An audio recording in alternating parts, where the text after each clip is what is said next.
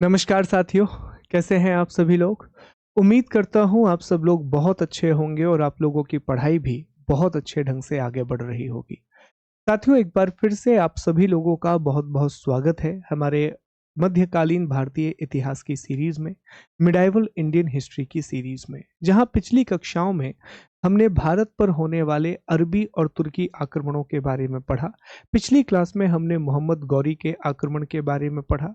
ये भी जाना कि मोहम्मद गौरी के अलग-अलग गुलाम थे, जिसमें यल्दौज था, कुबाचा था, उसके अलावा कुतुबुद्दीन ऐबक था, बख्तियार खिलजी था। बख्तियार खिलजी वही व्यक्ति था जिसने बंगाल और बिहार में आक्रमण किया और बिहार में स्थित विक्रमशिला और नालंदा जैसे महान विश्वविद्यालयों को तहस-नहस कर दिया।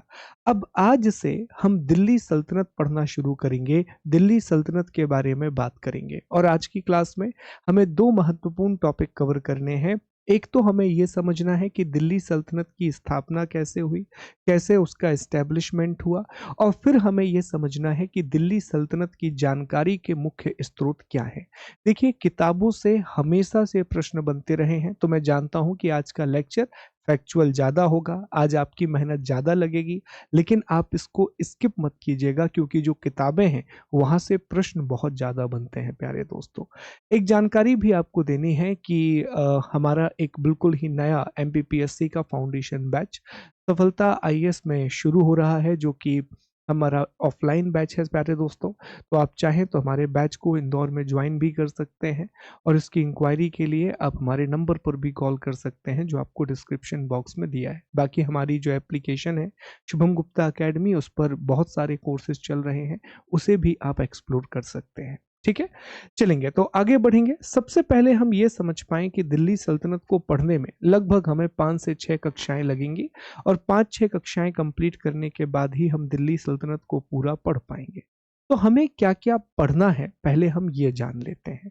सबसे पहले हमें इसकी जानकारी के स्रोतों का अध्ययन करना होगा कि दिल्ली सल्तनत के बारे में हमें किन-किन किताबों से जानकारी मिलती है। अभी भी हमने किताबों के बारे में पढ़ा, जब मोहम्मद बिन कासिम का आक्रमण हुआ तो उस समय हमने चर्चा की कि चचनामा नाम की एक किताब थी, जिससे हमें सिंध आक्रमण की जानकारी मिलती है। पंचतंत्र का कलीला और दिमना के नाम से अरबी में अनुवाद किया गया। फिर जब हमने महमूद गजनवी को पढ़ा, तब हमने अल-बरूनी की चर्चा की, उतबी के बारे में पढ़ा, बैहाकी के बारे में पढ़ा, फिरदौसी के बारे में पढ़ा। इसी के बाद साथियों, जब हमने मोहम्मद गौरी की बात की, तो मोहम्मद गौरी के समय भी हमने अलग-अलग साहित्यकारों के बारे में पढ़ा। आज हमें इन सभी के बारे में कंबाइंड स्टडी करनी है ताकि यहाँ से अगर कोई भी सवाल बने, तो एटलीस्ट हम उनका जवाब दे पाएँ। फिर जब हम ये पढ़ लेंगे, तो दिल्ली सल्तनत में 5 अलग-अलग वंशों ने शासन किया है। दिल्ली सल्तनत में 5 डिफरेंट डायनेस्टीज़ ने रूल किया है, जिसमें मामलुक वंश, जिसे गुलाम वंश के नाम से जाना जाता है, मामलुक डायनेस्टी या स्लेव डायनेस्टी, खिलजी वंश, तुगलक वंश, सैयद वंश और लोदी वंश। लोदी आखिरी वंश होगा साथियों। फिर हम प्रशासन के बारे में पढ़ेंगे, सामान्य प्रशासन, आर्थिक प्रशासन, सैन्य प्रशासन, न्यायिक प्रशासन, हम इन सब के बारे में बात करेंगे। फिर हम कला के बारे में पढ़ेंगे और आखिरी में कुछ अन्य तथ्य पढ़ेंगे। तो टॉपिक बड़ा है, हमें बहुत सारे आयामों को कवर करना है, बहुत सारे डिमेंशंस को हमें कवर करना है। तो चलिए, सबसे पहले हम दिल्ली सल्तनत के बारे में एक बात समझ लें कि दिल्ली सल्तनत में 5 अलग-अलग वंशों ने शासन किया है। 1206 में इसकी स्थापना हुई और 1526 तक दिल्ली सल्तनत चलती रही। 1206 में दिल्ली सल्तनत इस्टेब्लिश होती है और 1526 तक दिल्ली सल्तनत चलती रहती है।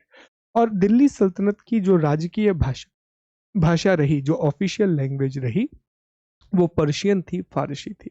अब वो 5 वंश कौन-कौन से हैं? तो इसमें सबसे पहला जो वंश है साथियों, ये है गुलाम वंश अर्थात स्लेव डायनेस्टी। गुलाम वंश, जिसे मामलुक वंश के नाम से भी जाना जाता है, इन्होंने 1206 से लेकर के 1290 तक शासन किया और गुलाम वंश के संस्थापक का नाम था कुतुबुद्दीन ऐबक।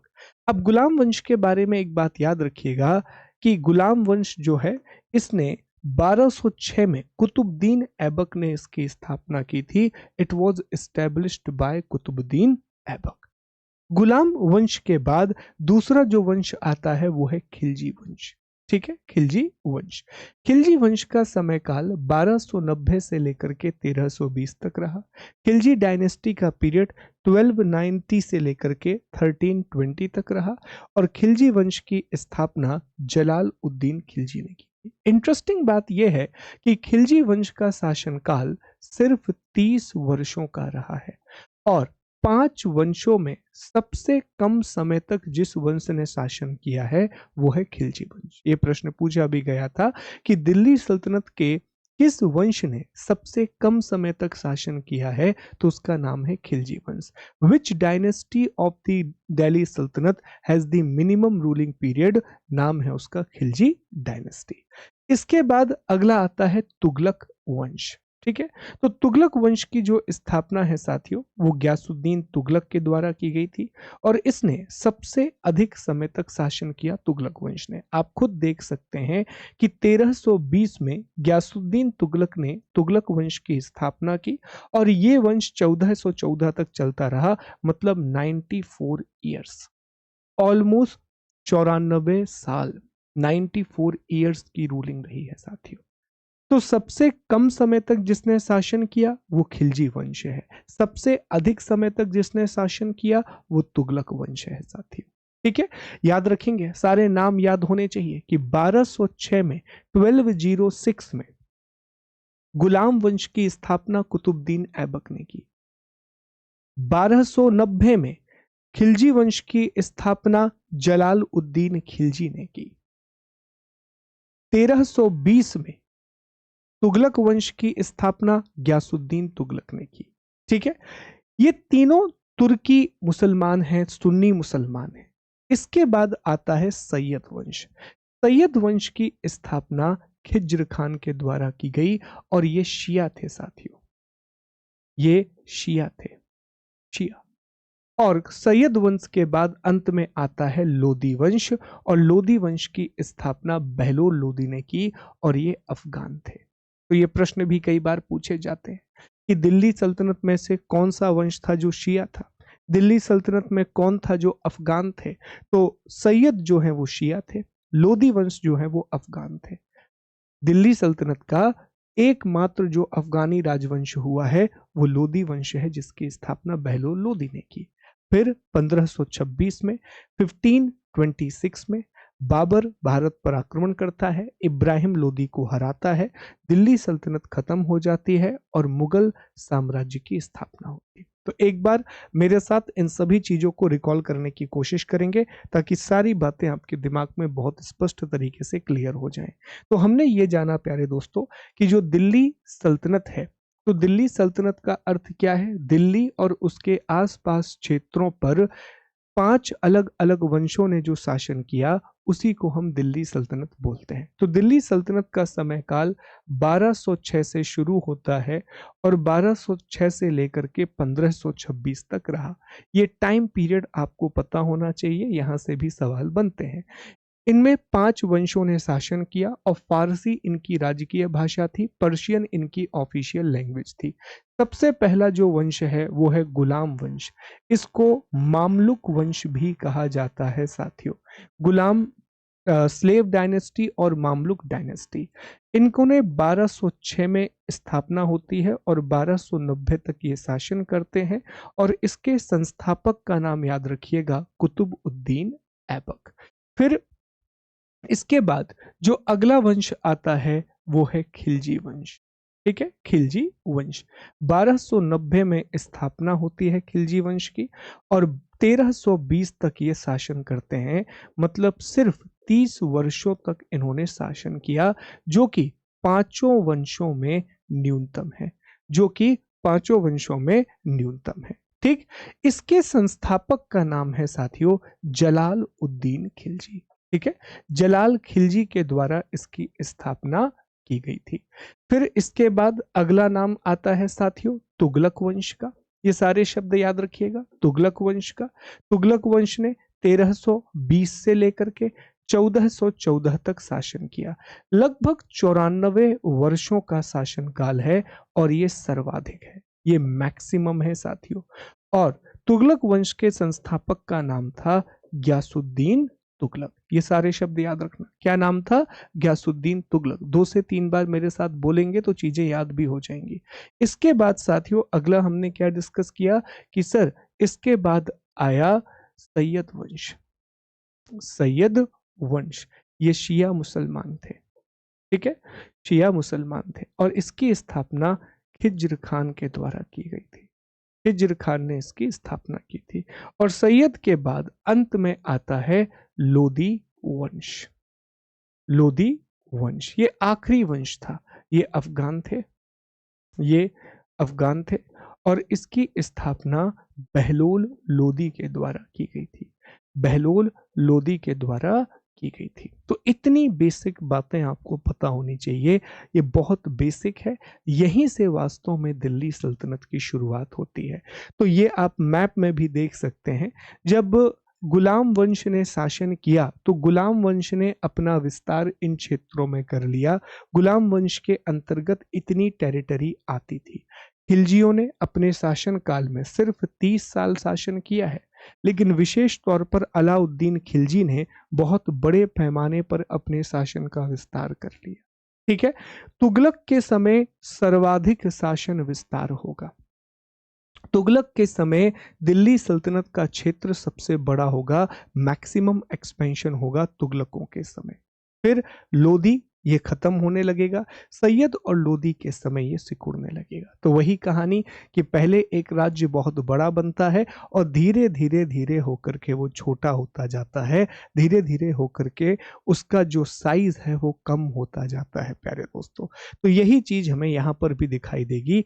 यही पूरी कहानी हमें यहाँ पर देखने के लिए मिलती है। ठीक है जी, एक बार इसको ध्यान से आप ऑब्जर्व करो, फिर हम आगे बढ़ते हैं साथियों। चलिए साथियों, अब हम आगे बढ़ते हैं और ये समझने का प्रयास करते हैं कि आखिर दिल्ली सल्तनत की स्थापना कैसे हुई। तो अब तक की क्लास में हमने आपको ये समझाया कि दिल्ली सल्तनत 5 अलग अलग राजवंशों के द्वारा, जो मुसलमान थे, उनके द्वारा दिल्ली में जो शासन व्यवस्था की गई उसी को हम दिल्ली सल्तनत कहते हैं। ठीक है, अब देखिए इसकी स्थापना कैसे होती है, इसके बैकग्राउंड को जरा समझने की कोशिश करेंगे। तो आपको याद होगा पिछली क्लास में हमने एक टॉपिक डिस्कस किया था और उस टॉपिक में हमने मोहम्मद गौरी के बारे में पढ़ा था। याद है आप लोगों को? हमने डिस्कस किया था कि सर 1175 में हमने डिस्कस किया था कि सर 1175 में अर्थात 1175 में मोहम्मद गौरी का भारत पर आक्रमण होता है। ठीक, मोहम्मद गौरी का भारत पर आक्रमण होता है। अब जब गौरी भारत पर आक्रमण करता है तो देखिए अरब दुनिया में गुलाम की परंपरा बहुत थी और गुलाम को बंदगा कहा जाता था। गुलाम को बंदगा कहा जाता था साथियों, लेकिन गुलाम को उस तरह से ट्रीट नहीं किया जाता था जैसा हम सोचते हैं। उन्हें बड़े बड़े पद दिए जाते थे, यहाँ तक कि राजा अपनी बेटी का विवाह भी गुलामों के साथ कर देता था। तो जब मोहम्मद गौरी भारत आया तो गौरी के साथ उसके बहुत से गुलाम भी आए। इन गुलामों में कुछ नाम बड़े प्रसिद्ध हैं। जैसे एक नाम इसमें बड़ा फेमस है कुतुबुद्दीन ऐबक का। इसी तरीके से एक और नाम है बख्तियार खिलजी का। एक और नाम है यलदौज का, यलदौज का। और इसी तरह से एक और नाम है कुबाचा का। तो ये भी इसके साथ है। विशेष तौर पर कुतुबुद्दीन ऐबक उसे बहुत प्रिय था। कुतुबुद्दीन ऐबक ने बहुत मदद की, चाहे वो तराइन का युद्ध हो, चाहे वो चंदावर का युद्ध हो, चाहे कालिंजर का अभियान हो। इसमें कुतुबुद्दीन ऐबक ने मोहम्मद गौरी की बहुत बहुत मदद की थी। और एक बात बड़ी इंटरेस्टिंग आपको अभी हम पढ़ेंगे कुतुबुद्दीन ऐबक के बारे में कल की क्लास में, कि आपको देखेगा कि कुतुबुद्दीन ऐबक अपने मालिक के प्रति बहुत वफादार था और जितने भी गुलाम होते थे वो सामान्यतः अपने मालिक के प्रति बहुत वफादार होते थे। कुतुबुद्दीन ऐबक दिल्ली सल्तनत का सुल्तान बनेगा, लेकिन कभी भी वो सुल्तान की उपाधि धारण नहीं करता। हमेशा एक सिपह सलार के रूप में वो शासन करता है। तो ये हमने डिस्कस किया कि गौरी अपने अलग अलग गुलामों के साथ भारत आया था। अब गौरी भारत आता है, भारत में वो बड़े पैमाने पर साम्राज्य का विस्तार करता है। उसका विस्तार मुल्तान से लेकर के बंगाल तक हो जाता है। उत्तर भारत में, दक्षिण भारत वो नहीं पहुंच पाता, पर मुल्तान से लेकर के लगभग बंगाल तक उसका विस्तार हो जाता है। इस पूरे इलाके में उसका एक्सपेंशन हो जाता है प्यारे दोस्तों, इस पूरे इलाके में उसका विस्तार हो जाता है। लेकिन साम्राज्य का विस्तार करने से पहले ही 1206 में, हम इसी में आते हैं, साम्राज्य का विस्तार करने से पहले ही 1206 में अर्थात 1206 में गौरी की मृत्यु हो जाती है। अब हमने कल पढ़ा भी था कि मोहम्मद गौरी को एक खोखर सरदार ने मारा था, तो खोखरों के द्वारा मोहम्मद गौरी की मृत्यु कर दी जाती है। उसका कारण भी यह था कि वो खोखरों का दमन करने गया, लेकिन खोखरों का दमन नहीं हुआ। उसी में से कुछ सरदारों ने उसके शिविर में जाकर के मोहम्मद गौरी को मार दिया। अब सवाल ये कि साम्राज्य का वर्गीकरण कैसे हो, लेकिन ये कहा जाता है कि गौरी अपनी मृत्यु से पहले ही अपने साम्राज्य का विभाजन कर चुका था। जैसे 1194 से ही उसने कुतुबुद्दीन ऐबक को भारतीय क्षेत्रों का प्रमुख बना दिया था। हमने डिस्कस किया था कि मोहम्मद गौरी भारत में इक्ता व्यवस्था लेकर के आया और सबसे पहला इक्ता उसने कुतुबुद्दीन ऐबक को ही प्रदान किया था। तो एक तरह से कुतुबुद्दीन ऐबक भारतीय क्षेत्रों को देख रहा था। लेकिन अब मानचित्र की सहायता से मैं कुछ बातें आपको समझाऊंगा कि कौन सा क्षेत्र किसे मिला। ये सारी बातें आपको समझ में आएंगी, तो एक बार ध्यान से इस मैप को समझना। देखिए, ये जो इलाका है साथियों, इस इलाके को हम कहते हैं गौर प्रदेश। एक मिनट दीजिएगा मुझे। ये जो इलाका आप यहाँ पर देख रहे हैं, इसको मैं हाईलाइट करता हूँ। ये जो इलाका आप देख रहे हैं, इस इलाके को कहा जाता है गौर प्रदेश। ये इलाका कहलाया गौर प्रदेश। और गौर प्रदेश पर इसके भतीजे ने शासन शुरू किया और इसके भतीजे का नाम था ग्यासुद्दीन मोहम्मद। अब इसका नाम बड़ा महमूद, माफ कीजिए, ग्यासुद्दीन महमूद। और ये नाम बड़ा इंपॉर्टेंट है। ये नाम इसलिए इंपॉर्टेंट है कि ये इसी के वंश से था, ये इसका भतीजा था। तो कुतुबुद्दीन ऐबक जो कि मोहम्मद गौरी का गुलाम था, और गुलाम में एक परंपरा है कि जब तक आपका मालिक आपको मुक्त नहीं करता, आप गुलाम ही कहलाते हो। तो गौरी कहा जाता है कि कुतुबुद्दीन ऐबक को गुलामी से मुक्त करने वाला था, लेकिन इससे पहले ही उसकी मृत्यु हो गई। तो गौरी तो खत्म हो गया। तो कुतुबुद्दीन ऐबक को गुलामी से मुक्त करेगा गौर प्रदेश में मोहम्मद गौरी का भतीजा ग्यासुद्दीन महमूद। तो गौर क्षेत्र पर ग्यासुद्दीन महमूद का शासन है। अब उसके 4 गुलाम, ये गुलाम नहीं था, अब बचते हैं 4 गुलाम। तो इसमें जो बंगाल वाला क्षेत्र है, जिसमें लखनौती वाला एरिया आता है, इस इलाके का प्रमुख बनाता है वो बख्तियार खिलजी को। इस इलाके का प्रमुख वो बनाता है बख्तियार खिलजी को।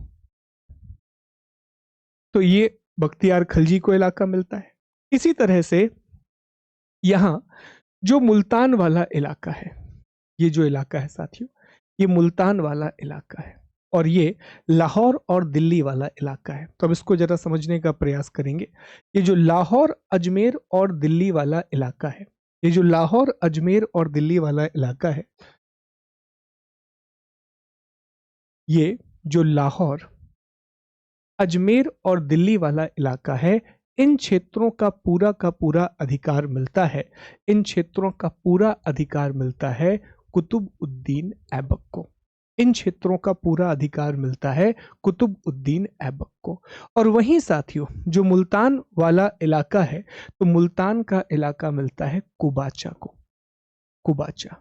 और ये जो गजनी वाला इलाका है, ये गजनी वाला इलाका मिलता है यलदौज को। तो इस तरह वो अपने राज्य का अलग अलग भागों में विभाजन करता है। ध्यान दीजिएगा, इस बात को याद रखना कि जो गौर वाला इलाका है वो ग्यासुद्दीन मोहम्मद के पास जाता है, जो इसका भतीजा था। जो गजनी वाला इलाका है वो ताजुद्दीन यलदौज के पास जाता है। मुल्तान वाला जो इलाका है वो नसरुद्दीन कुबाचा के पास जाता है। लाहौर, दिल्ली और अजमेर वाला जो इलाका है वो कुतुबुद्दीन ऐबक के पास जाता है। और जो बंगाल वाला इलाका है वो बख्तियार खिलजी के पास जाता है। हालांकि कालांतर में कुतुबुद्दीन ऐबक ऐबक इन सभी क्षेत्रों पर अधिकार कर लेगा, गौर पर अधिकार नहीं करेगा, लेकिन ये मुल्तान, लाहौर, इन सभी क्षेत्रों पर कुतुबुद्दीन ऐबक का अधिकार हो जाएगा और बाद में इल्तुतमिश इसका विस्तार करेगा। तो इस तरह दिल्ली सल्तनत की स्थापना होती है। इस तरह कुतुबुद्दीन ऐबक ने दिल्ली सल्तनत की स्थापना की। तो ये बैकग्राउंड आपको पता होना चाहिए कि मोहम्मद गौरी के 4 गुलाम थे। 4 गुलामों में से कुतुबुद्दीन ऐबक को उसने दिल्ली, अजमेर और लाहौर की इक्तेदारी प्रदान की।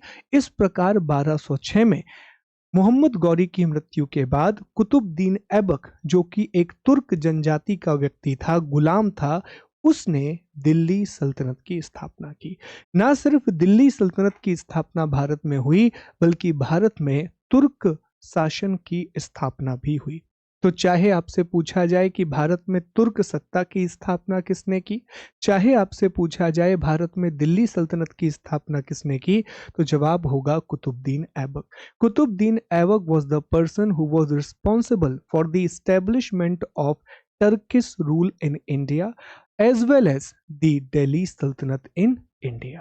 अब उम्मीद है साथियों कि ये पूरा बैकग्राउंड आपके दिमाग में बहुत अच्छे से क्लियर हो गया होगा और ये सारे बेसिक बिंदु कम से कम आप समझ पाए होंगे, इन सभी बातों का अध्ययन कर पाए होंगे। तो देखिए, हमने शुरुआत करी दिल्ली सल्तनत में कितने वंश हैं, उसके बाद हमने चर्चा की कि दिल्ली सल्तनत की स्थापना कैसे हुई, किसको कौन सा क्षेत्र मिला।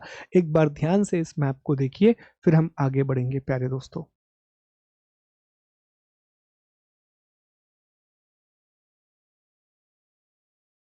चलिए साथियों, तो अब हम अभी तक थोड़ा सा हमने कंसेप्ट की बात की, लेकिन अब जो मैं आपको पढ़ाने वाला हूँ वो थोड़ा स्पीड से भी हम पढ़ेंगे और वो प्योरली फैक्चुअल पार्ट है साथियों। अब हमें जानकारी के स्रोतों का अध्ययन करना है।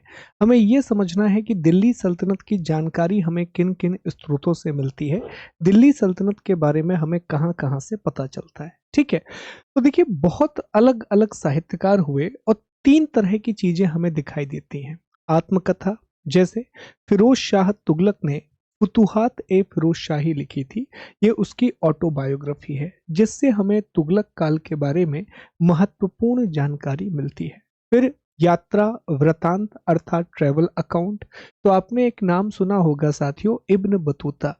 इब्न बतूता ने किताब उल रहला की रचना की थी। इब्न बतूता मोरक्को, जो कि अफ्रीका में है, वहां का एक यात्री था। ये मोहम्मद बिन तुगलक के शासनकाल में भारत आया था। He was a traveler from the Morocco, Africa, and he came to India during the reign of Muhammad bin Tughlaq. Even Muhammad bin Tughlaq appointed him as a qazi of Delhi. Mohammad bin Tughlaq ने उसे दिल्ली का काजी बनाया था और आगे जाकर के उसे अपना दूत बना करके चीन भेजा, लेकिन वो चीन नहीं गया, वो वापस चला गया और आखिरी के समय उसने मोरक्को के सुल्तान की सेवा में बिताया। देखो, रेहला को बहुत ऑथेंटिक इसलिए माना जाता है कि इब्न बतूता ने रेहला की रचना भारत में रह के नहीं की। जब वो मोरक्को वापस चला गया, वहां पर उसने रेहला की रचना की, तो उसके ऊपर किसी भी राजा का दबाव नहीं था, ना उसे राजकीय आश्रय चाहिए था कि किसी राजा को खुश करना है, इसलिए उसने जो बातें लिखी हैं वो कंपैरेटिवली ज्यादा ऑथेंटिक मानी जाती हैं। फिर तीसरी है बहुत सारी किताबें, जैसे जिया-उद-दीन बरनी की तारीख ए फिरोज शाही, जिसे शम्स ए सिराज ने आगे जाके पूरा किया था। हसन निजामी की ताज उल मासिर बहुत महत्वपूर्ण किताब है। अ, अमीर खुसरो की तुगलकनामा, और भी बहुत सारी किताबें हैं अमीर खुसरो की। तो ये सारी महत्वपूर्ण किताबें हैं। तो हम किताबों के बारे में पढ़ेंगे, उनके लेखकों के बारे में पढ़ेंगे, उन किताबों से हमें क्या जानकारी मिलती है, इन सभी की चर्चा हम डिटेल में करेंगे साथियों। तो चले, सबसे पहली किताब जो यहाँ आप देखेंगे वो है सियासतनामा। अब सियासतनामा की जो रचना है साथियों, वो सियासतनामा की जो रचना है वो निजाम अल मुल्क तूसी ने की थी। निजाम उल मुल्क तूसी, और इससे हमें इक्ता व्यवस्था की जानकारी मिलती है। तो ये सवाल पूछा भी जाता है कि हमें किस पुस्तक से इक्ता व्यवस्था की जानकारी मिलती है, तो निजाम उल मुल्क तूसी की सियासतनामा से हमें इक्ता व्यवस्था की जानकारी मिलती है। इसके बाद अगली किताब है तबकात ए नासिरी। अब इसमें जो नासिरी शब्द है ये नसरुद्दीन महमूद को समर्पित है। कल की क्लास में हम गुलाम वंश के राजाओं के बारे में पढ़ेंगे और गुलाम वंश का एक सुल्तान हुआ जिसका नाम था नसरुद्दीन महमूद। तो साथियों, मिन्हाज उस सिराज ने ये किताब गुलाम वंश के राजा या सुल्तान नसरुद्दीन महमूद को समर्पित की है। तो तबकात ए नासिरी के लेखक हैं मिन्हाज उस सिराज। मिन्हाज उस सिराज वो व्यक्ति था जिसने पहली बार टेक्स्ट बुक्स में हिंदुस्तान शब्द का प्रयोग किया था। ये फारसी भाषा में लिखी गई है, ये पर्शियन लैंग्वेज में लिखी गई है। इसमें मोहम्मद गौरी की भारत विजय की जानकारी है और तुगलक वंश के शुरुआती दौर की जानकारी है। ये दिल्ली सल्तनत का पहला क्रमबद्ध इतिहास है। It was the first chronological history of Delhi सल्तनत। रजिया के बारे में मिन्हाज का एक प्रसिद्ध कथन है कि उसके सभी गुण किस काम के, क्योंकि वह स्त्री थी। ये बड़ा ना एक चीज आपको देखने के लिए मिलेगी कि सल्तनत काल में जितने भी इतिहासकार होंगे जो फारसी में लिखेंगे या अरबी में लिखेंगे, क्योंकि फारसी दिल्ली सल्तनत की औपचारिक भाषा थी। Persian was the official language of Delhi सल्तनत। तो आप देखोगे कि स्त्रियों को लेकर के वो बड़े नकारात्मक होंगे। हमेशा वो लिखेंगे कि स्त्रियों का काम सिर्फ घर में रहना है, स्त्रियों का काम सिर्फ पर्दे में रहना है, स्त्रियों का काम सिर्फ चरखा चलाना है। इस तरह की बातें ही वो लिख रहे होंगे। तो मिन्हाज उस सिराज ने यह कहा था कि रजिया कितनी भी गुणवान हो, इससे फर्क नहीं पड़ता, फर्क इस बात से पड़ता है कि वो स्त्री है। तो ये दिखाता है कि रजिया के पास वो काबिलियत थी, एक अच्छा शासक बनने की काबिलियत थी, पर because of that she was a female, वो एक महिला थी, तो उसका समर्थन किसी ने नहीं किया। तो सवाल आपसे ये पूछा जाएगा कि तबकात ए नासिरी किताब किसने लिखी है? तो मिन्हाज उस सिराज ने लिखी है और ये पुस्तक गुलाम वंश के सुल्तान नसरुद्दीन महमूद को समर्पित है। परेशान मत होना, मैं याद भी करा दूंगा। इसके बाद है साथियों ताज उल मासिर। ये किताब हसन निजामी ने लिखी है जो सल्तनत के पहले इतिहासकार थे और इन्होंने दिल्ली सल्तनत का पहला राजकीय इतिहास भी हसन निजामी ने लिखा और इसमें 1191 से लेकर के 1217 तक की प्रमुख घटनाओं का वर्णन है। देखो, हसन निजामी के बारे में अभी मैं एक टॉपिक आपको और पढ़ाऊंगा। अभी हमने डिस्कस किया कि कुतुबुद्दीन ऐबक जो है वो मोहम्मद गौरी का गुलाम था और गुलामी से मुक्त करने से पहले ही मोहम्मद गौरी की मृत्यु हो गई। तो अब वो दास्ता मुक्ति प्रमाण पत्र चाहता था। He wanted slavery free certificate. तो वो मोहम्मद गौरी का कोई वंशज ही उसे दे सकता था। तो गौर प्रदेश में गयासुद्दीन महमूद का शासन था और गयासुद्दीन महमूद मोहम्मद गौरी का भतीजा था। तो हसन निजामी जो है वो दास्ता मुक्ति पत्र लेकर के आया था गयासुद्दीन महमूद से। तो हसन निजामी को दिल्ली सल्तनत का पहला औपचारिक इतिहासकार माना जाता है जिसने किताब लिखी ताज उल मासिर, फारसी भाषा में अर्थात पर्शियन लैंग्वेज में। फिर है तारीख ए मुबारक शाही। ये याहिया बिन अहमद सरहिंदी ने लिखी थी और ये सैयद वंश के राजा मुबारक शाह से या सैयद वंश के सुल्तान मुबारक शाह से जुड़ी हुई है। तारीख ए मुबारक शाही। अच्छी बात यह है कि ये किताबें मैं आज आपको पढ़ाऊंगा और आने वाले समय में जब भी हम किसी राजा के बारे में पढ़ेंगे, किसी सुल्तान के बारे में पढ़ेंगे, तो वहां भी ये किताबें मैं आपको बार बार पढ़ा रहूंगा। फिलहाल हम इतनी किताबों को याद करने की कोशिश करते हैं। चलो, सबसे पहला सवाल मेरा आपसे ये है कि हमें किस किताब से इक्ता व्यवस्था की जानकारी मिलती है? तो आप जवाब देंगे कि सर हमें सियासतनामा से इक्ता व्यवस्था की जानकारी मिलती है जिसे तूसी के द्वारा लिखा गया था।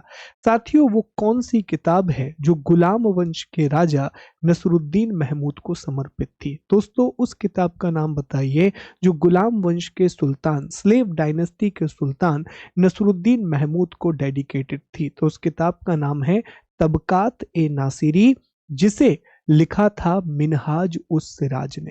किताब का नाम है तबकात ए नासिरी, जिसे लिखा था मिन्हाज उस सिराज ने। फिर अगला प्रश्न आपसे पूछेगा, दिल्ली सल्तनत के पहले औपचारिक इतिहासकार कौन थे? Who was the first official historian of Delhi सल्तनत?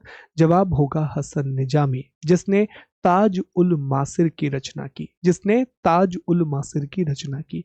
फिर याहिया अहमद बिन सरहिंदी के द्वारा तारीख ए मुबारक शाही लिखी गई, जो कि सैयद वंश के सुल्तान मुबारक शाह को समर्पित थी, जो कि सैयद वंश के सुल्तान मुबारक शाह को समर्पित थी। तो अभी मैंने आपको बताया कि सैयद जो है वो शिया मुसलमान थे और लोदी जो है वो अफगान थे साथियों। ठीक है, तो ये 3-4 किताबें हैं जो आपको पता होना चाहिए, जैसे ये सियासतनामा है, ये तबकात ए नासिरी है, ये ताज उल मासिर है। ये अलग अलग पुस्तकें हैं, तो इनके बारे में एक बेसिक जानकारी होनी चाहिए और अभी हम रिकॉल भी कर लेंगे। सियासतनामा, निजाम उल मुल्क तूसी, इक्ता व्यवस्था, तबकात ए नासिरी, मिनहाज उस सिराज, नसरुद्दीन महमूद, ताज उल मासिर, हसन निजामी प्रथम इतिहासकार, तारीख ए मुबारक शाही, याहिया बिन अहमद सरहिंदी और सैयद वंश का सुल्तान मुबारक शाह। ये बेसिक बातें आपको पता होनी चाहिए। चलिए आगे बढ़ते हैं। अगली जो पुस्तक है वो है किताब उल रेहला। तो अभी हमने इसके बारे में पढ़ा था और इंग्लिश मीडियम के विद्यार्थी बिल्कुल भी परेशान नहीं होंगे, इसका ट्रांसलेशन आपको मिलेगा। अभी ट्रांसलेशन नहीं कर पाया था मैं, पर आपको ट्रांसलेट करके ही ये फाइल में दूंगा साथियों। तो अगले जो है वो है किताब उल रेहला। अब किताब उल रेहला की कुछ कहानी मैं आपको बताता हूँ, कुछ स्टोरी मैं आपको बताता हूँ और ये आपको ज़्यादा अच्छे से समझ में आएगी एक मैप के थ्रू। ठीक है, तो मैप का इस्तेमाल करते हुए हम किताब उल रेहला को समझने की कोशिश करते हैं। तो साथियों, जब आप नक्शा देखते हैं तो अफ्रीका में मोरक्को नाम की जगह आपको दिखाई देगी। जूम करूंगा ताकि आपको समझ में आए। अफ्रीका में मोरक्को नाम की जगह आपको दिखाई देगी।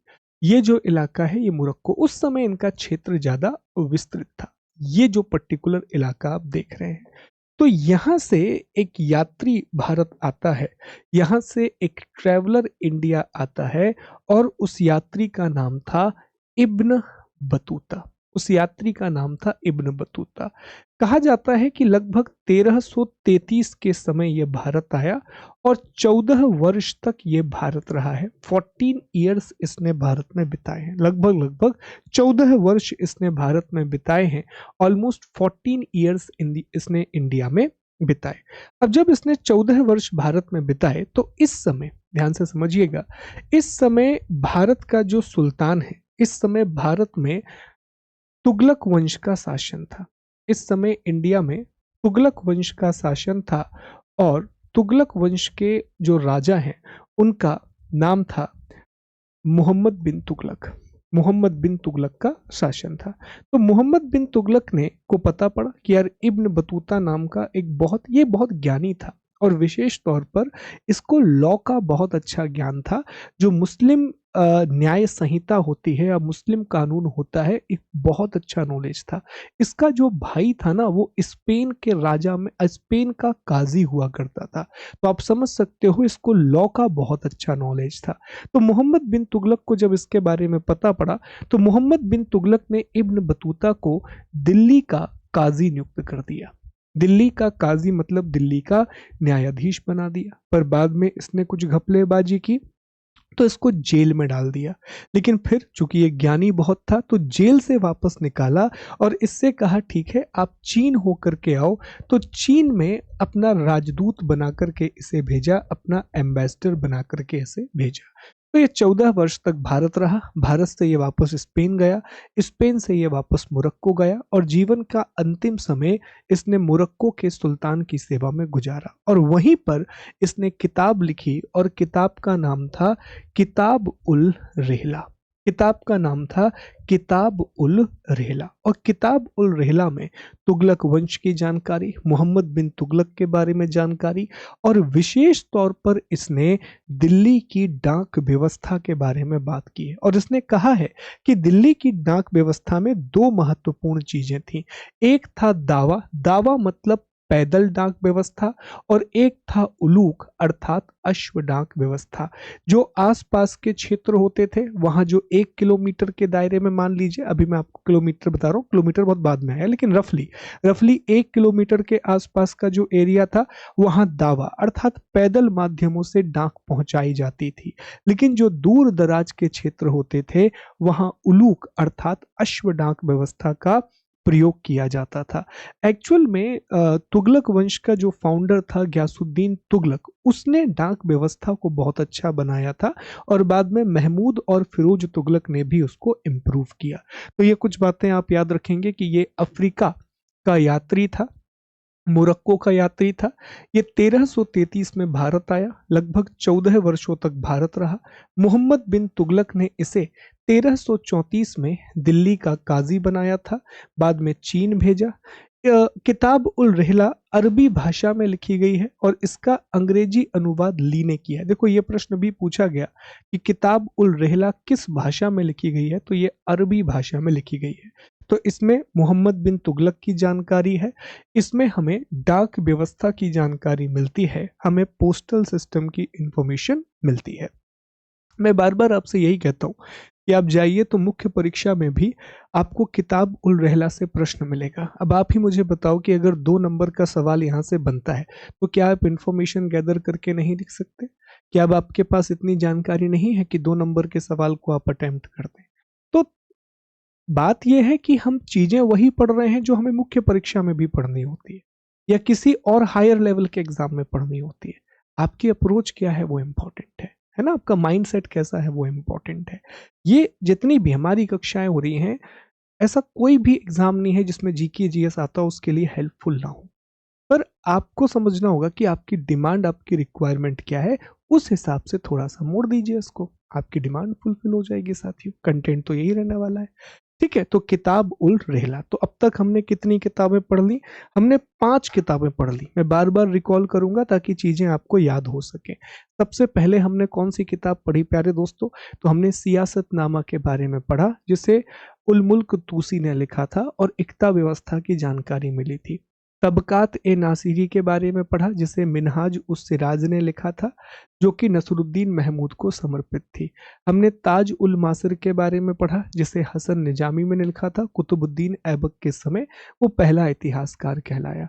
हमने तारीख ए मुबारक शाही के बारे में पढ़ा, याहिया अहमद बिन सरहिंदी ने लिखी थी, सैयद वंश के सुल्तान मुबारक शाह से संबंधित थी। और पांचवा हमने किताब उल रहला के बारे में पढ़ा, जो कि मोरक्को से 1333 में भारत आए हुए यात्री इब्न बतूता के द्वारा मोहम्मद बिन तुगलक के शासनकाल की घटनाओं की जानकारी देने के लिए लिखी गई, जिसमें दावा और उलूक नामक डाक पद्धतियों का उल्लेख किया गया। दावा और उलूक नाम के पोस्टल सिस्टम को डिफाइन किया गया। दावा वॉज बेसिकली कि जो आप पैदल जा करके, पेडलिटी का प्रयोग करके जो पोस्टल होता था वो दावा कहलाया, और उलूक जिसमें आप हॉर्सेस का प्रयोग करते थे, कैवलरी का प्रयोग करते थे, वो उलूक कहलाया साथियों। ठीक है, ये जो यात्रा है ये पूरा मैप है इब्न बतूता की यात्रा का। उसने अपनी यात्रा कहाँ से शुरू की, कहाँ से वो पहुंचा। ये मोरक्को वाला इलाका है, मैंने कहा था तंजियर नाम का इलाका है, देखो लिखा भी है तंजियर नाम का इलाका है मोरक्को में, ये वो इलाका है तंजियर नाम का इलाका। तो यहाँ से उसने अपनी यात्रा को शुरू किया था, अपनी जर्नी को शुरू किया था। वो होते होते होते भारत पहुंचता है, इंडिया पहुंचता है। ये भारत में उसकी यात्रा है। ठीक है, ये भारत में उसकी यात्रा है। वो मालदीव्स भी गया, इवन वो मालदीव में भी एक पद पर काम किया है। मालदीव लगभग 8 महीने की 14 महीने वो रुका था और उसने मालदीव में भी शायद काजी या न्याय कुछ के पद पे काम किया था। तो वो मालदीव भी गया था। वो ये पूरे इलाके घूमे, श्रीलंका वगैरह गया था, चाइना वाले रूट में गया था, ये पूरा रूट उसने कवर किया। फिर वापस आकर के वो टर्की वगैरह गया, इन क्षेत्रों में गया। फिर वो एक बार स्पेन की भी यात्रा करता है, जैसा आप देख पा रहे हैं, ठीक है, स्पेन वगैरह। और फिर एट द एंड वो वापस वहीं पर पहुंचता है और मोरक्को के जो राजा है उनकी सेवा में अपना अंतिम समय बिताता है। पर ये इंपॉर्टेंट नहीं है, बस एक मैप से आपको आइडिया मिल जाएगा। इसके बाद एक और लेखक है जिसका नाम है जियाउद्दीन बर्नी। जियाउद्दीन बर्नी के बारे में कहा जाता है कि ये सल्तनत काल का सबसे प्रतिभाशाली इतिहासकार था और ये भी बड़ी कठिनाइयों से गुजरा है। इसको भी जेल में डाला गया और अंतिम समय में इसका सामाजिक बहिष्कार कर दिया था, अंतिम समय में इसका सोशल बायकॉट कर दिया था। पर जियाउद्दीन बर्नी को बहुत टैलेंटेड हिस्टोरियन माना जाता है और जियाउद्दीन बर्नी का जन्म भारत में हुआ था। अमीर खुसरो का जन्म भारत में हुआ था और जियाउद्दीन बर्नी का जन्म भी भारत में हुआ था। और इसने एक सबसे प्रमुख जो किताब लिखी वो है तारीख ए फिरोज शाही। और फिरोज शाह तुगलक, जो कि तुगलक वंश का सुल्तान हुआ, उससे ये किताब जुड़ी हुई है। और भी किताबें लिखी बर्नी ने। तो बर्नी का जन्म जो है वो 1285 में बुलंदशहर उत्तर प्रदेश भारत में हुआ था। ये सल्तनत काल का सबसे महान या सबसे प्रतिभाशाली इतिहासकार हुआ और ये औलिया के शिष्य थे। निजामुद्दीन औलिया के शिष्य ये भी रहे बरनी। और अमीर खुसरो तो सबसे प्रिय शिष्य थे निजामुद्दीन औलिया के। निजामुद्दीन औलिया की मृत्यु होती है और उस मृत्यु की खबर सुन के जो अमीर खुसरो है उनकी भी मृत्यु हो जाती है, इसलिए अमीर खुसरो को उनके बगल में ही दफनाया गया है साथियों। ठीक है, तो अंतिम समय में इसका सामाजिक बहिष्कार किया गया। मोहम्मद बिन तुगलक ने बरनी के बारे में कहा कि यह जिंदा दिल साथी है और नदीम की उपाधि दी थी। अब हम रचनाओं की बात करते हैं तो जियाउद्दीन बरनी की सबसे फेमस किताब रही तारीख ए फिरोज शाही। सबसे फेमस जो किताब रही वो रही तारीख ए फिरोज शाही। और इसमें बलबन के राज्य अभिषेक से लेकर फिरोज शाह तुगलक के शासन के 6वें वर्ष तक की जानकारी है। बहुत लंबी चौड़ी जानकारी इस किताब में दी गई है। ऑलमोस्ट आप समझ पाइए तो 90 से 100 सालों की जानकारी। ये अकेले नहीं लिखी, पुरानी जानकारी इसने गैदर की होगी। ऐसा नहीं कि बलबन के समय से ये जी रहा था, पर बहुत जानकारी इस किताब में मिलती है। बलबन के राज्य अभिषेक से लेकर के हमें फिरोज शाह तुगलक के 6वें वर्ष तक की जानकारी इससे मिलती है। बाद में शम्स सिराज अफीफ ने इसको पूरा किया था। शम्स सिराज अफीफ ने इसको पूरा किया था। ठीक है, कहा जाता है कि मिनहाज ने जहां अपने इतिहास को समाप्त किया, बरनी ने वहीं से लिखना शुरू किया। अब हमने मिनहाज उस सिराज के बारे में पढ़ा जिसने तबकात ए नासिरी लिखी, तो उसमें 1265-66 तक की घटनाओं का उल्लेख है। उसके बाद की घटनाओं का उल्लेख जियाउद्दीन बरनी तारीख ए फिरोज शाही में करता है। ठीक है, इसकी रचना इसने भटनेर जेल में रह करके की थी, इसे जेल में डाल दिया था। इसमें अलाउद्दीन की बाजार व्यवस्था की जानकारी है। इसका अंग्रेजी अनुवाद एलियट और डाउसन के द्वारा किया गया था। एक और इसकी किताब है फतवा ए जहांदारी। इसमें मुस्लिम शासन व्यवस्था और आदर्श मुस्लिम शासकों के गुणों का वर्णन है। और एक और है हसरतनामा जिसमें मुस्लिम कानूनों का अध्ययन है। इसने इतिहास को विज्ञान की रानी कहा और मोहम्मद बिन तुगलक को दयालु भी कहा लेकिन रक्त पिपासु भी कहा। मोहम्मद बिन तुगलक को दयालु भी कहा लेकिन रक्त पिपासु भी कहा। तो जियाउद्दीन बरनी के बारे में बातें याद रखिएगा। इसका जन्म भारत में हुआ था। इसकी प्रमुख किताब है तारीख ए फिरोज शाही, दूसरा फतवा ए जहांदारी और तीसरा हसरतनामा। विशेष तौर पे जो सवाल बनता है वो यहीं से बनता है कि तारीख ए फिरोज शाही की रचना किसने की थी। ये सबसे इंपॉर्टेंट क्वेश्चन है, इसको विशेष रूप से आपको ध्यान रखना है प्यारे दोस्तों। ठीक है, जियाउद्दीन बरनी के बाद तारीख ए फिरोज शाही जो है, इसमें कुछ कथन हैं इस समय के इतिहासकारों के जो स्त्रियों के बारे में बताते हैं। जैसे बदायूं कहता है कि एक स्त्री के लिए सबसे उत्तम स्थान पर्दा या कब्र है।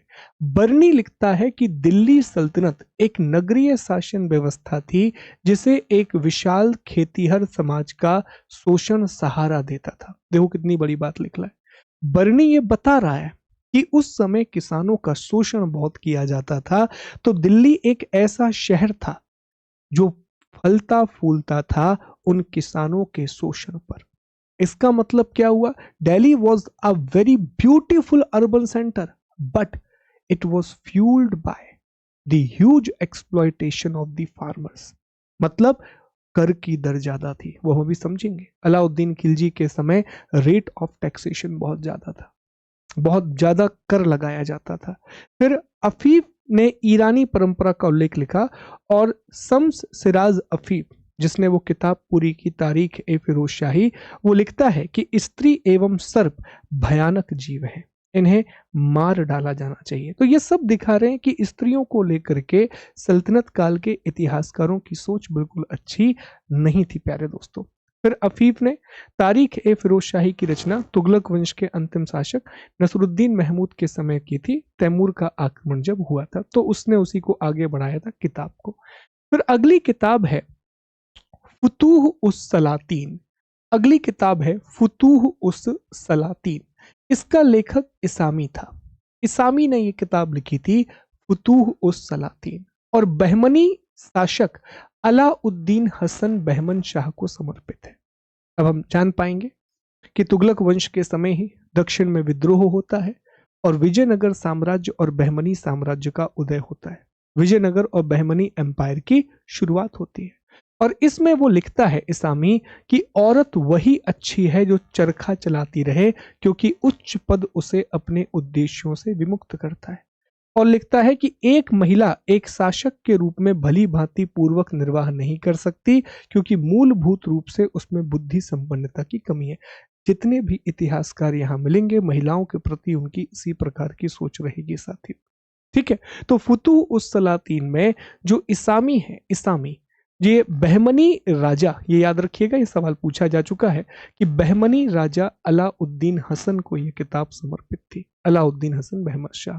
तो अभी तक हमने कौन कौन सी किताबें पढ़ ली, एक बार जल्दी से हम रिकॉल कर लेते हैं ताकि हमें सारी चीजें याद हो सके। जैसे सबसे पहले हमने जो किताब पढ़ी वो है सियासत नामा।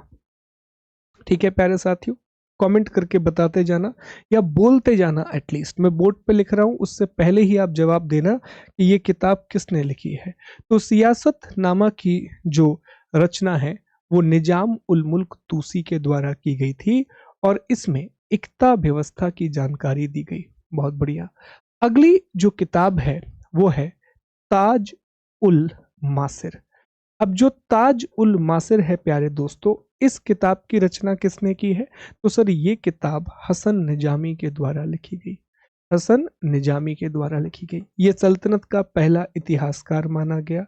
ठीक है, और कुतुबुद्दीन ऐबक वगैरह की जानकारी मिलती है। फिर एक और किताब हमने पढ़ी तबकात ए नासिरी। अब ये तबकात ए नासिरी किताब किसने लिखी है? सर ये मिनहाज उस सिराज के द्वारा लिखी गई किताब है और ये जो किताब है ये नसरुद्दीन महमूद को समर्पित है। नसरुद्दीन महमूद को समर्पित है जो कि गुलाम वंश का सुल्तान हुआ। फिर हमने कौन सी किताब पढ़ी? हमने तारीख ए मुबारक शाही के बारे में पढ़ा।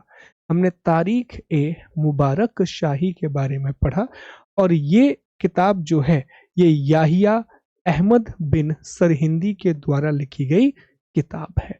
और ये जो किताब है ये सैयद वंश के राजा या सैयद वंश के सुल्तान मुबारक शाह को समर्पित है। मुबारक शाह को समर्पित है प्यारे दोस्तों। इसके बाद हम आगे बढ़े और हमने चर्चा की किताब उल रेहला के बारे में। कौन सी किताब पढ़ी हमने? किताब उल रेहला के बारे में हमने पढ़ा।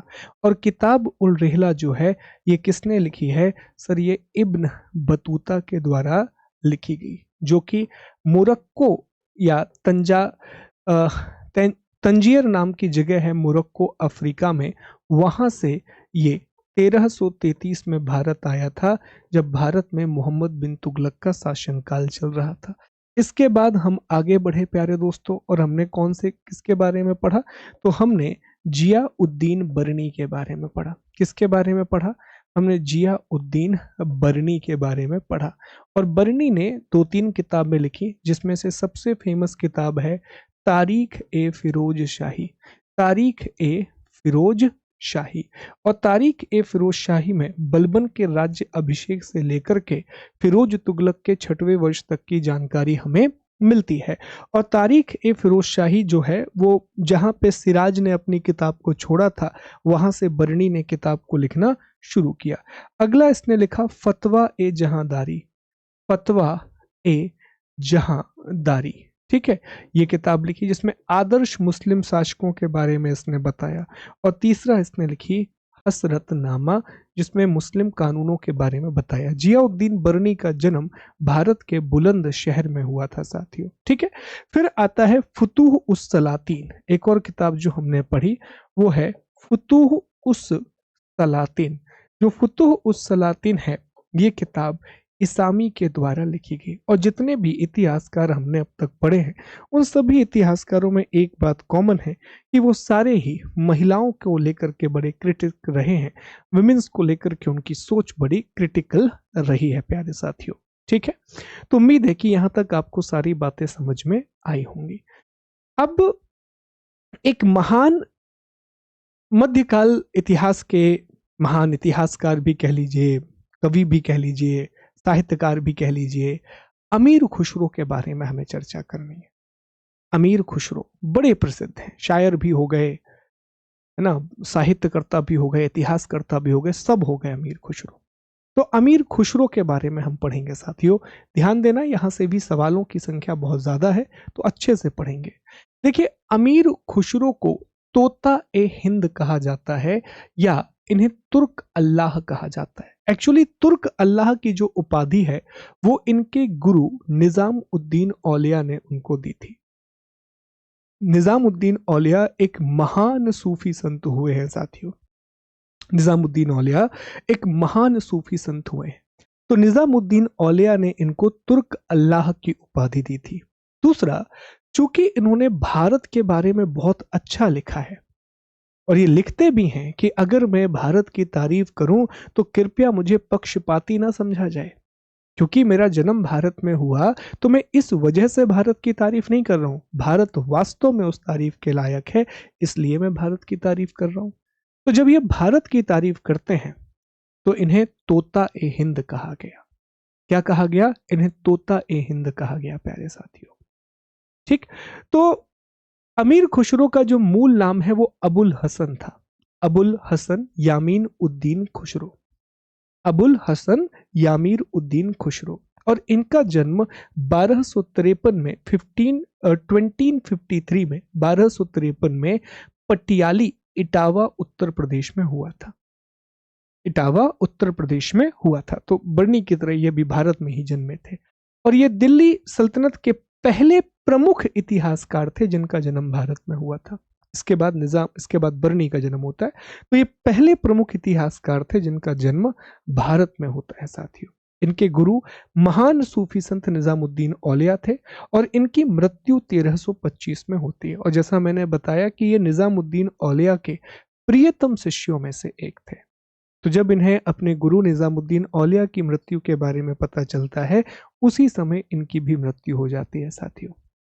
ठीक है। एक और प्रश्न पूछा जाता है कि अमीर खुसरो ने कितने सुल्तानों का शासनकाल देखा? तो अमीर खुसरो के जिंदा रहते रहते लगभग 75 साल जिए हैं अमीर खुसरो, ऑलमोस्ट 75 ईयर्स। दिल्ली में 8 सुल्तान बदल गए। 8 सुल्तानों का शासनकाल इन्होंने देखा। शुरुआत बलबन से हुई, फिर कैकूबाद, क्यूमर्स, यहाँ गुलाम वंश खत्म, फिर खिलजी वंश शुरू हो गया। जलाल उद्दीन खिलजी, अलाउद्दीन खिलजी, मुबारक खिलजी, खुसरो शाह और ग्यासुद्दीन तुगलक। यहाँ खिलजी भी खत्म हो गए और तुगलकों की शुरुआत हो गई। तो 3 तो इन्होंने वंश देखे, गुलाम वंश देखा, खिलजी वंश देखा और तुगलक वंश देखा, और इनके 8 सुल्तानों का शासनकाल इन्होंने देखा। तो सीधा प्रश्न बनता है कि अमीर खुसरो ने कितने सुल्तानों का शासनकाल देखा है? 8 सुल्तानों का शासनकाल देखा है। Amir Khusro has witnessed the reign of 8 different sultan, and he was born in India, Etawah, Uttar Pradesh. He was called Turk Allah by his guru Nizamuddin Aulia, and he was also called Tota e Hind because he decorated India और he praised India a lot. ठीक है जी, इतनी बातें आपको याद रखना है। आगे बढ़ते हैं। सबसे पहले अलाउद्दीन खिलजी ने खुसरो को अपना राजकवि बनाया था। राजकवि बलबन वगैरह किसी ने नहीं बनाया, उनके समय यह था जरूर, लेकिन अलाउद्दीन खिलजी ने इसको राजकवि बनाया था, कोर्ट पोएट बनाया था। ठीक है, अमीर खुसरो। अब अमीर खुसरो ने क्या क्या किया, पहले हम वो पढ़ते हैं। तो अमीर खुसरो को श्रेय दिया जाता है उर्दू भाषा के विकास का। उर्दू भाषा को रेखता भी बोलते हैं। तो अगर आपने कहीं रेखता शब्द सुना है, तो रेखता शब्द उर्दू भाषा के लिए प्रयुक्त किया जाता है। तो उर्दू भाषा के विकास का श्रेय अमीर खुसरो को दिया जाता है। Amir Khusro is credited that he developed the Urdu और रेखता लैंग्वेज, जो कि अरबी, फारसी, भारतीय सभी भाषाओं का एक मिश्रण थी साथियों। ठीक है, जबान ए हिंदवी बोला गया इसे, जबान ए हिंदवी। फिर इसने अमीर खुसरो ने खड़ी बोली के विकास में भूमिका निभाई।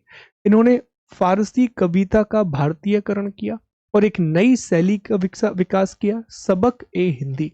सबक ए हिंदी एक बिल्कुल नई शैली थी, इसे हिंदुस्तानी शैली भी कहा जाता है।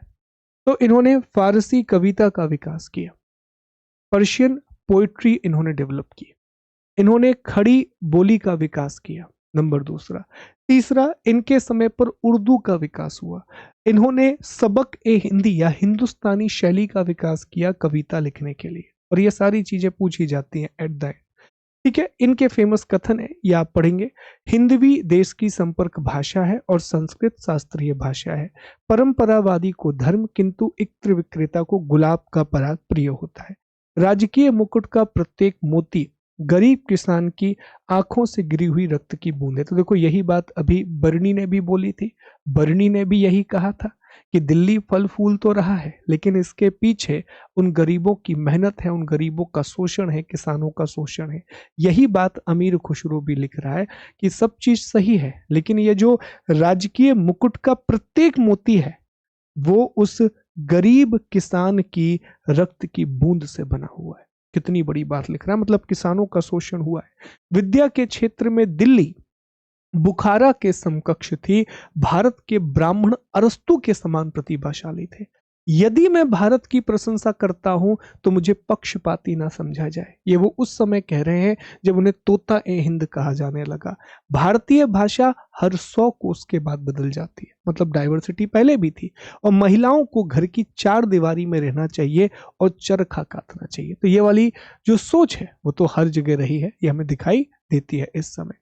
अब हम आते हैं अगली बातों में। देखो, यहां से जो प्रश्न बनते हैं वो मैं आपको बता दूं कौन कौन से प्रश्न बनते हैं। अमीर खुसरो का जन्म कहाँ हुआ था? इटावा, उत्तर प्रदेश में हुआ था। अमीर खुसरो ने उर्दू या रेखता का विकास किया। उन्होंने कविता की एक नई शैली बनाई जिसे हम हिंदुस्तानी शैली या सबक ए हिंदी के नाम से जानते हैं। फारसी कविता का भारतीयकरण किया। उन्होंने इंडिजनाइजेशन किया पर्शियन पोएट्री का, और खड़ी बोली का उन्होंने विकास किया। ये प्रमुख बातें हैं साथियों। ठीक है, अब उनकी प्रमुख रचनाओं को आप देखें, यहां से भी सवाल बनते हैं। तो अमीर खुसरो की प्रमुख रचनाओं में जो इंपॉर्टेंट है मैं आपको वो बताता हूं। एक है खजाइन उल फुतूह, ये बड़ी इंपॉर्टेंट किताब है, खजाइन उल फुतूह। और इसमें मलिक काफूर के दक्षिण अभियानों और अलाउद्दीन खिलजी की बाजार व्यवस्था का वर्णन है।